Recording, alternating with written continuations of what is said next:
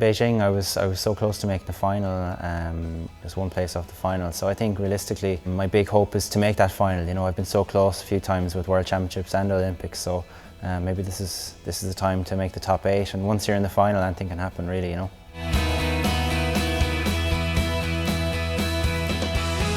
In one sense, you try to ignore your surroundings, but especially in a big event like that. But in another way, you do take a lot of pride and energy from seeing your flag up there with your name on it, or people cheering you on.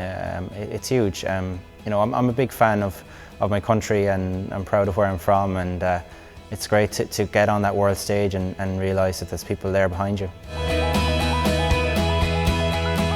I think I realised late on, and to be honest, that I could qualify for the Olympics, for example.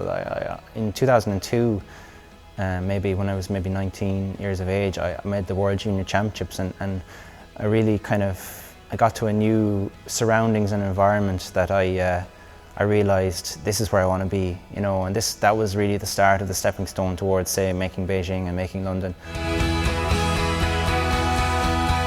I guess you're trying to think of very limited things, you're trying to narrow your focus at that point, so you're kind of thinking of almost technical stuff like the first step or exploding out of the blocks, and kind of narrow but very focused thoughts, like reacting and stuff like that. So it's mostly technical, and you're trying to make everything automatic at that point almost, so you almost have a few cues that you would have practiced, and then you just let the rest happen.